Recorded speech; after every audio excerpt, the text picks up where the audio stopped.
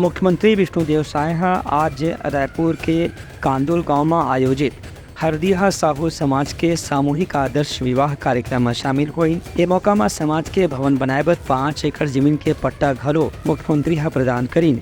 संगे संग भवन के बाउंड्री वाल बनाए बर 25 लाख रुपए दे के घोषणा करीन। मुख्यमंत्री 97 नवदंपति मंडा आशीर्वाद दे के संगे संग राज्य सरकार के योजना के अंतर्गत 21 हजार रुपए के सहायता राशि प्रदान करीन और गृहस्थी के सामान भेंट के रूप में दी। ये मौका में मुख्यमंत्री हकीम के आदर्श विवाह से समाज में फिजूल खर्चीला रोके पर दूसर समुदाय के लोगन मन घलो प्रेरणा मिलथे।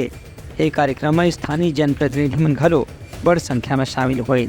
मुख्यमंत्री हकीम की केंद्र सरकार और राज्य सरकार हर समुदाय के मदद करे बर कल्याणकारी योजना चलावत है। एमा साहू समाज, कुर्मी समाज समेत आदिवासी समाज, महिला समाज, मजदूर वर्ग, किसान वर्ग, हर वर्ग के कल्याण की योजना शामिल है। Bureau report Uttarakhand news.